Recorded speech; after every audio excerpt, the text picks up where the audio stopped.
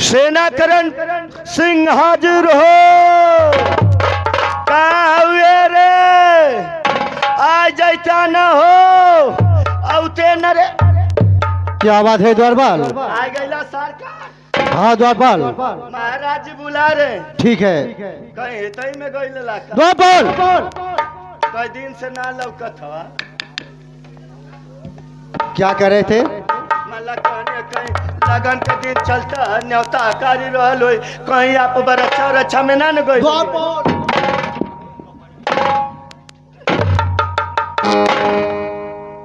आइला अगर महिला मरवा ले द्वारपाल, होश में बात करो। बुलावे तो ना हम। ठीक है द्वारपाल।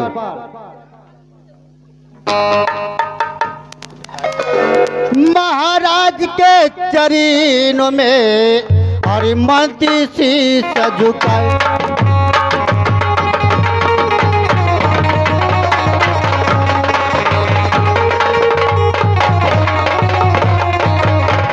हरि महाराज के चरणों में हरिमती शीश झुकाए। हरि जी आशीष महाराज जी सदा रहू।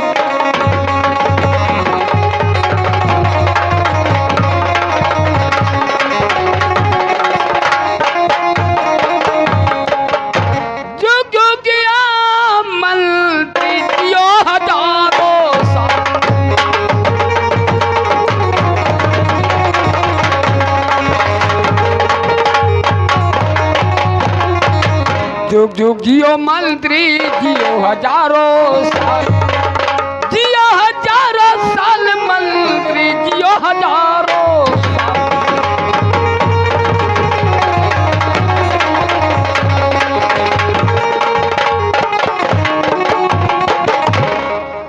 हरि कवने करनवाय राजने और हम रखे बोलावाला हो।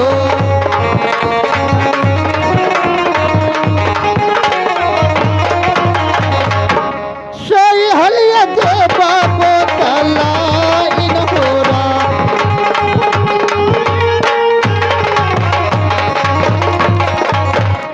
हर किया तुहरा घटना राजने और दान सोनावा हो।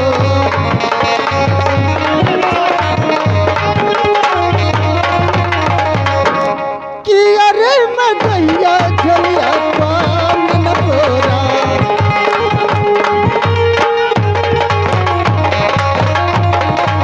मंत्रीवर महाराज जी, मुझे रात दरबार में किस लिए बुलाया गया महाराज जी?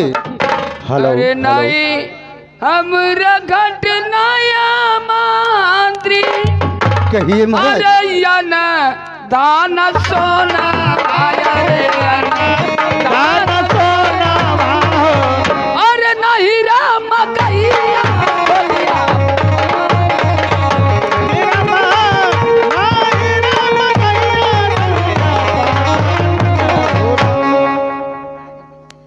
मंत्रीवर कहिए महाराज जी। मुझे कोई चीज की कमी नहीं है। फिर किस लिए मुझे रात दरबार में बुलाया गया महाराज जी? बता रहा क्या कारण है? अरे सुनिए गाँव मंत्री अब बाते हम सुन रहा हूं महाराज जी, कहिए।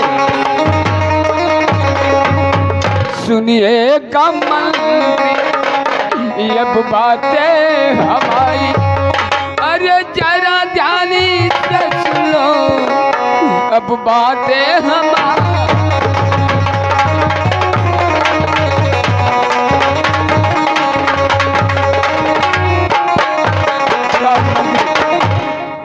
मैं सो रहा हूँ महाराज जी। किस कारण मुझे बुलाया गया, मुझे इसका जरूर बताइए। ठीक है राजमंत्री, जाओ मेरे दोनों बेटों को फूल सिंह और गुलाब को मेरे सामने पेश करो। ठीक है महाराज जी। तकलीफ ये कौनो द्वारपाल बौसिना न परेशान करत सब आराम जागे। लेकिन राजमंत्री बता रहा हूं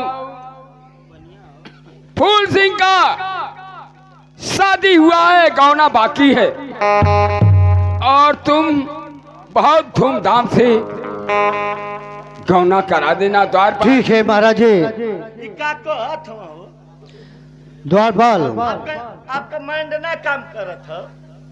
ई काहे तो आप बोलत हो ऐसा तैसन बात है, मेरा कुछ तबीयत खराब है। गौनवा में ना बराते जाइबा। नहीं द्वारपाल, हो सकता है रहने नहीं पाऊंगा, तबीयत ज्यादा खराब है। तो कहता हजू न तो हाई फाइट का सुई लगा। रामदादे, जाओ मेरे दोनों लाल को मेरे सामने पेश करो। ठीक है महाराज जी, आप स्थान कर कीजिए, मैं अभी बुला रहा हूँ। लेकिन गौर सी, शादी हो गया है, गौना बहुत धूमधाम से कराना। ठीक है महाराज जी। ये टेंशन में तो के खात है कि पतो आ जाते तो के दू रोटी का सुख हो। द्वारपाल का हो, जाओ फूल सिंह को और गुलाब सिंह को बुला लाओ। अबे बोला कि लिया तो तूने जाओ जल्दी। औ जाइल का हो। द्वारपाल हाँ। आओ, जाने वाली बात नहीं है, जात है ना बोला। जाओ।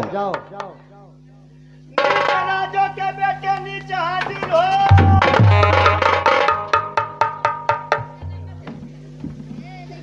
द्वारपाल क्या बोले हो? अब तो बोले ये कि नीक राजा के बेटे नीक हाजिर हो। ऐसा बोला करो सीधा। ये तो न बोले कगर मत हो। जाओ बुला के लाओ। मार कर मत जाना तो अंगुरिया में अखिया कर दे। ए बाबू, तुहार पापा बोलावा था। अब तुहार मौसा है। रे हे बाबू कावाने हो कारा।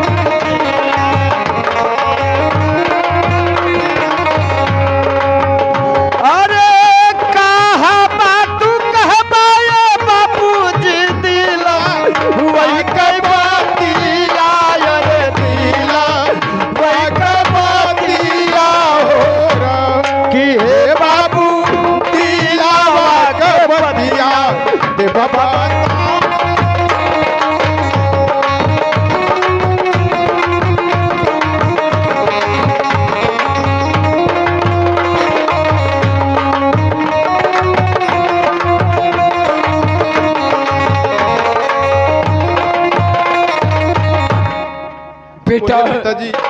फूल सिंह और गुलाब सिंह, तोरे पिताजी का है जो सील मर गई।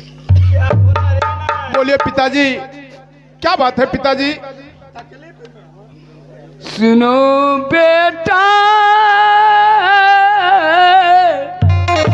फूल सिंह गुलाब, बोलिए पिताजी।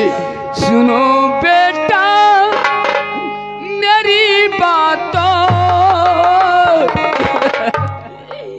सुनो बेटा मेरी बातों, ध्यान से सुनना।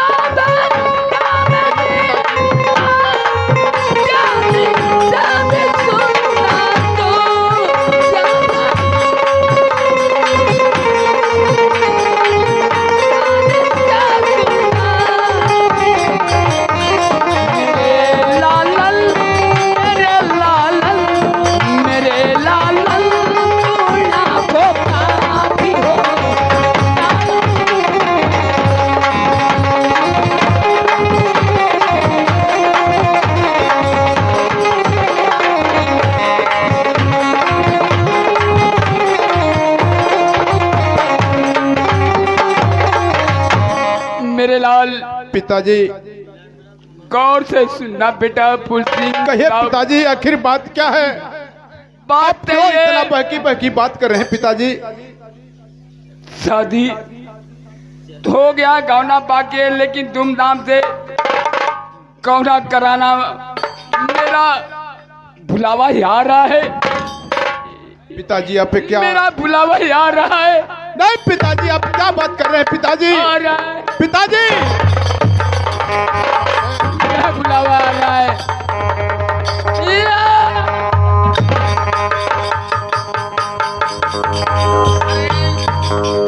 नानी ना के हार्ट का दवाई खैबा 500 mg तो हार्ड होले तो के चक्कर ही आ जाई। ना मनना तो अने का बाप ना बात मनना। कहलो कि दवाई 500 mg का मत खा, चक्कर आ जाई। का चपले हमारे का चापत हमारे जिए तन लइबा का बे दरबारी। हाँ बताइए पिताजी को क्या हो गया दरबारी? वो हडवा का दवा या खैले बना चक्कर आ गया।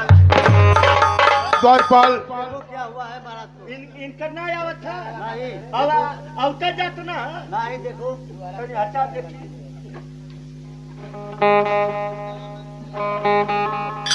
ये हजू काम ना करत है। क्या हुआ दरबारी? लगत तो धोतिया उठ लिए यही में परनवा निकाली। नहीं दरबारी,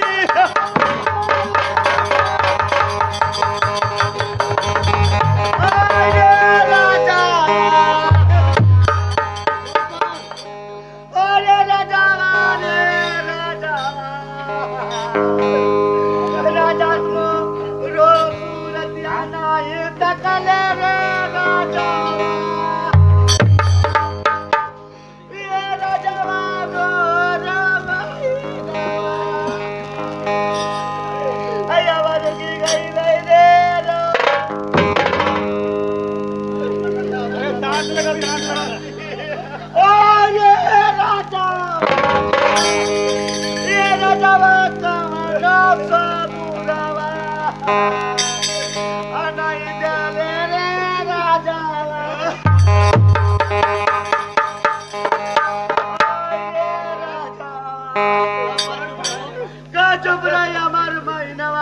रुकी गयल रे मना।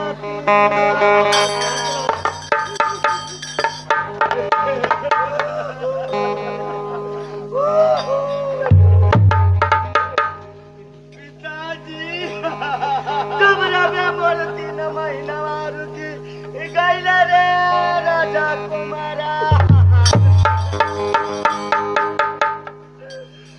नहीं की राजा या फूका वही बेरे राजा।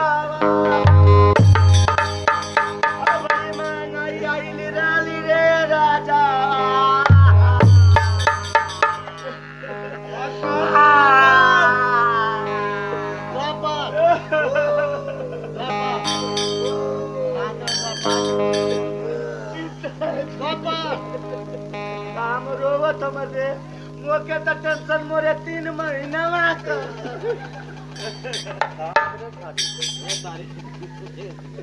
ए बाबू बाबू रे मुतरू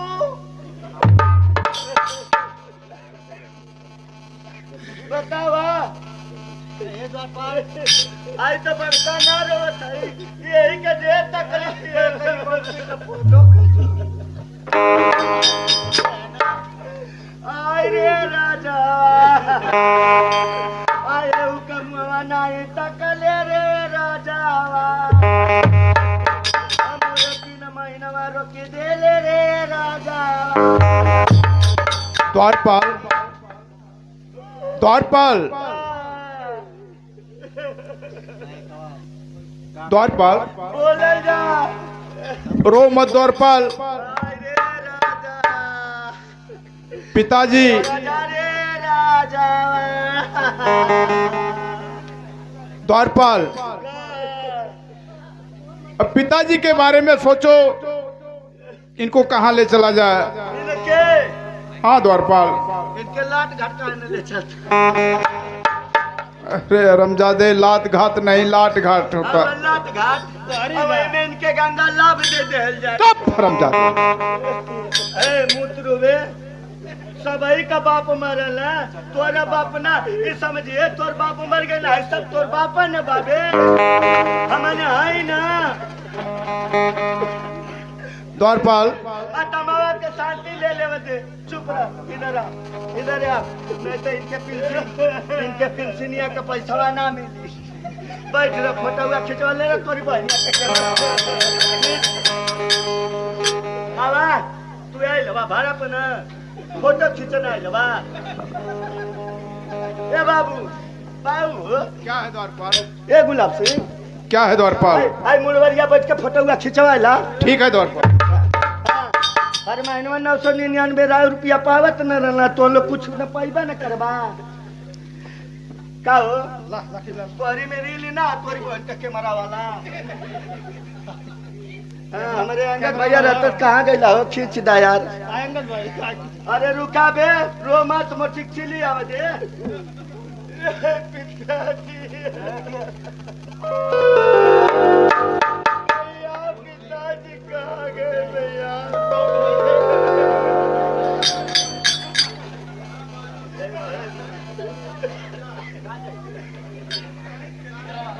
ए बाबू उठा उठा, तोरे बाप के पहले का हाथ का शिकायत रहल है। ए बोला मत।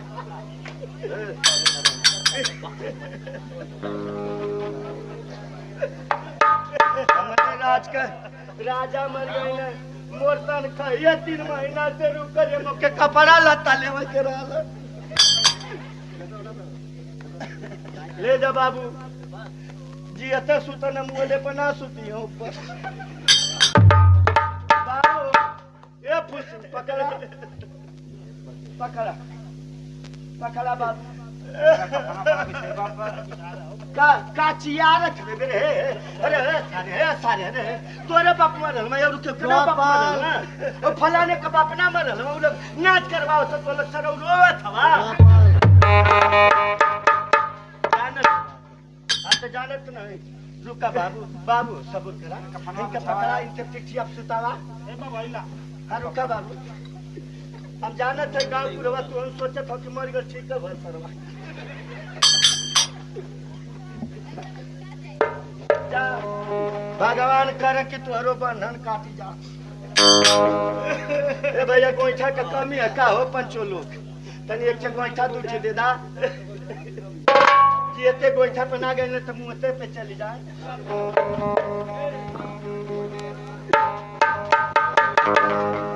अरे राजा तो के मर किनो मवसर नहीं होता भाई रे। इनका रखिया निकाल लेते ना। ए बाबू दा सलैया रे भैया, सलाई के साथे दे रे तोरी। हाँ भैया दे दा। ए तुलवरिया रे तोरी बहन के। अरे बाबू एकरा चेक कर दे।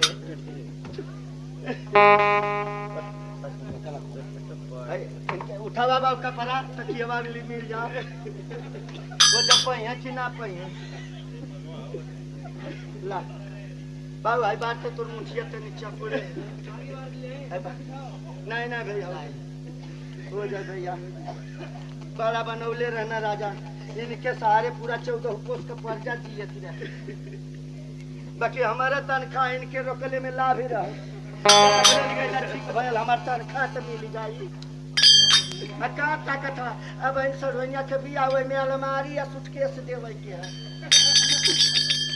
रो मत रो मत रो मत। द्वारपाल एक ही बात क्यों रटे हो? तुम्हार दादा मर जाए खाली हो जाए। द्वारपाल तुम्हारा जितना पूरा हिसाब है सब मिल जाएगा द्वारपाल। मिली भगवान हो क्या तमामा के शांति दे दिया ये भगवान। अरे जवा तो हिया का मुहवा ना देख मौले राजा ए राजा तोरे लड़का के भी हवा में हटी घोड़वा गइल रह रे राजा ए बाबू कापुर कहवा आवा भैया देख ला दादा मरा हो तोरो दादा कबो मरबे करिया अरे छोड़ी गईला बाबू मुहवा मोरी गईला बाबूजी अरे छोड़ी गईला बाबू मुहवा मोरी गईला बाबूजी हम कया धजाला वही में छोड़ी गईला हम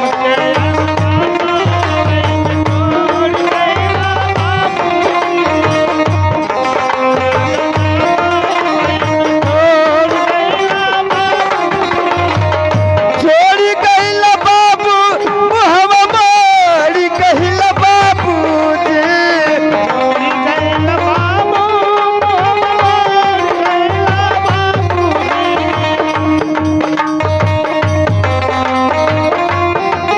गाँवपुर के मदद से ही लाश के फूकल जाई आप लोग सहयोग धजाला वही में छोड़ी गईला बाबू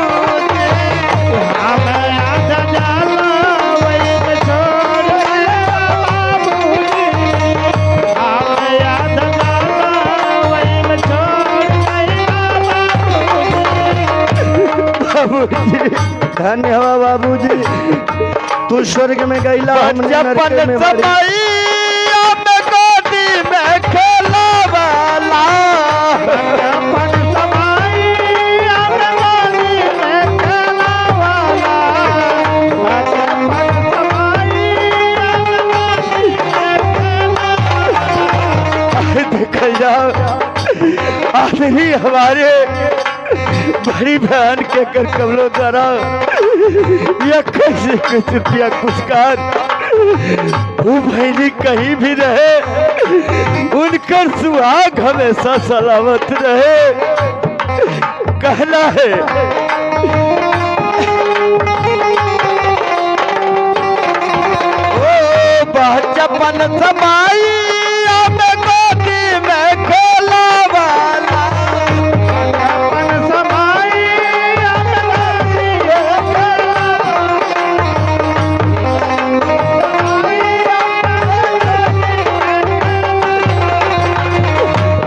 मुरी धराई बाबू चल के दिखा वाला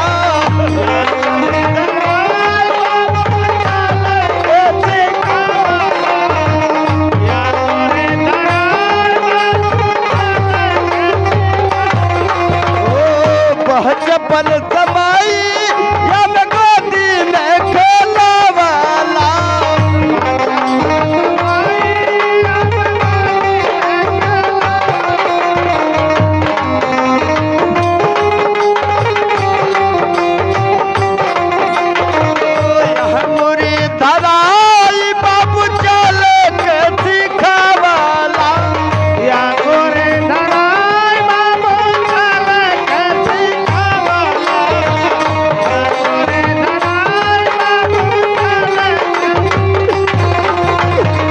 बावन गुनहिया हम बारी कहिला बाबूजी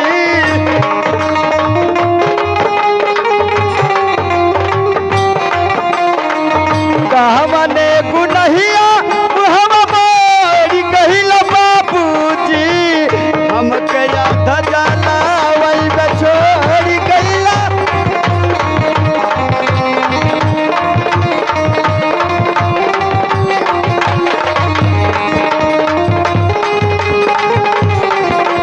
ओ छोड़ी गईला बाबू हम बारी कहिला बाबूजी हम कया धजाला वही में छोड़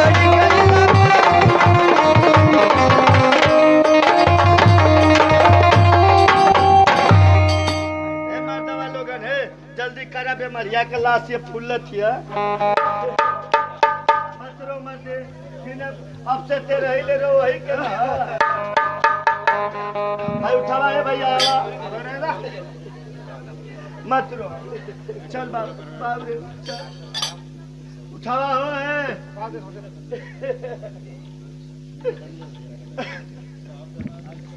तो उठावा रे भैया चला अब कहाँ गइला ए भैया का नंबर लोग कर ए पहला तो हवा तू है तो हवा अरे फिर तोरे गांवपुर के तोरे मौसी के लड़का लगा था ना मर्दवा इनकर मौसीरिया इनके परेशान कर दिलो वैसे जनवा इनकर निकल अच्छा वो लोगों को धीरे जरा बाबू तुम्हारा के साथी ले लेवे दे ए बाबू पहलाद के भैया पकड़ा ही ने जाए के तोरी घाट के गवा लाट घाट आवा भैया हो ए निर्बंसु बोलो ना बोला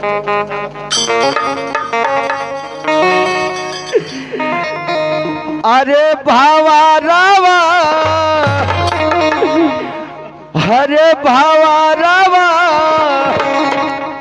के तू हरा संग जाई भावा रावा